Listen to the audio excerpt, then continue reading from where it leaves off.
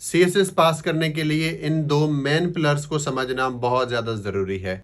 एक जो पहला पिलर है इसको हम कहते हैं लैंग्वेज, और जो सेकंड पिलर है दैट इज़ नॉलेज। ये दोनों पिलर्स एक साथ चल रहे होते हैं। अगर इन दोनों पिलर्स में से एक भी पिलर आपका अच्छे से प्रिपेयर्ड नहीं है या फिर वीक है तो सीएसएस का एग्जाम पास नहीं होता। सबसे पहले लैंग्वेज की बात करते हैं। सीएसएस के जो तमाम पेपर्स हैं आपके वो इंग्लिश में होते हैं। सिर्फ एक ऑप्शन होता है आपके पास कि आप इस्लामिक स्टडीज़ को उर्दू में ऑप्ट कर सकते हैं।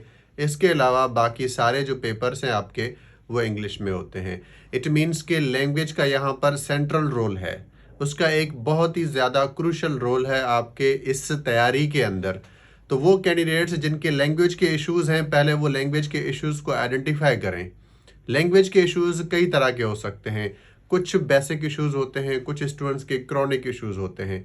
आपने क्या करना है, आपने पहले एक पैराग्राफ लिखना है और उसको चेक करवाना है ताकि पता चले कि आप कहाँ स्टैंड करते हैं और लैंग्वेज के किस तरह के इश्यूज़ हैं आपके। उसके बाद आपके लिए एक रोड मैप बनेगा जिसमें आपने ये इस रोड मैप को अच्छे से फॉलो करना है। मिसाल के तौर पे कुछ ऐसे स्टूडेंट्स हैं जिनके सीरियस लैंग्वेज के इश्यूज़ होते हैं, तो उनको कुछ चीज़ों के ऊपर काम करना है। सबसे पहले वो टेंसेस को अच्छे से पढ़ें, प्रिपेयर करें। प्रेजेंट कंपोजिशन में जो ग्रामर का हिस्सा है उसको कंप्लीट 100% प्रॉपर तरीके से प्रिपेयर करें। उसके नोट्स बनाएं, उनको बार बार रिवाइज करें। सब्जेक्ट वर्ब एग्रीमेंट है, पैरेलल स्ट्रक्चर है, पंक्चुएशंस हैं, बेसिक्स हैं इंग्लिश मैकेनिक्स के, इन सब को फॉलो करना पड़ेगा। एक पहले आउटलाइन बनाएंगे कौन कौन सी लैंग्वेज की चीज़ें आपने प्रिपेयर करनी है, और उसके बाद जो है आप उनको प्रिपेयर करना स्टार्ट करेंगे। ये ज़रूरी है कि आप लैंग्वेज के ऊपर काम करेंगे। यहाँ पर कुछ स्टूडेंट्स ऐसे होते हैं जो कहते हैं कि हमारी लैंग्वेज वीक है तो पहले हम अंग्रेज़ी पे काम कर लेते हैं, फिर सीएसएस की तैयारी स्टार्ट करेंगे या फिर तैयारी करेंगे सीएसएस की। ये कैंडिडेट रॉन्ग ट्रैक पे होता है।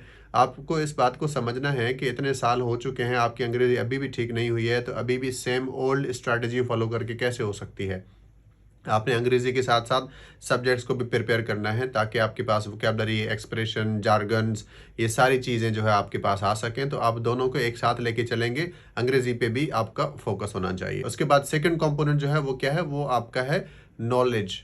अब नॉलेज कैसे आएगी आपके पास? अल्टीमेटली तकरीबन सारे स्टूडेंट्स के पास इन दी एंड सिमिलर तरीके की नॉलेज आ जाती है, लेकिन अगर वो प्रॉपरली इन स्टेप्स को फॉलो करते हैं जो मैं आपको बताने वाला हूं। तो नंबर 1, आप लेक्चर्स अटेंड करेंगे। लेक्चर्स अटेंड करने के बाद आप उन क्लास के लेक्चर्स को नोट करेंगे अपने पास। नोट करने के बाद आपको एक किताब रिकमेंड की जाएगी हर सब्जेक्ट के लिए, तो आप उस किताब को पढ़ेंगे। एकेडमी के आपको नोट्स प्रोवाइड किए जाएंगे। अब आप क्या करेंगे, क्लास लेक्चर्स, नोट्स और बुक, इन तीनों को पढ़ने के बाद मेक योर ओन नोट्स।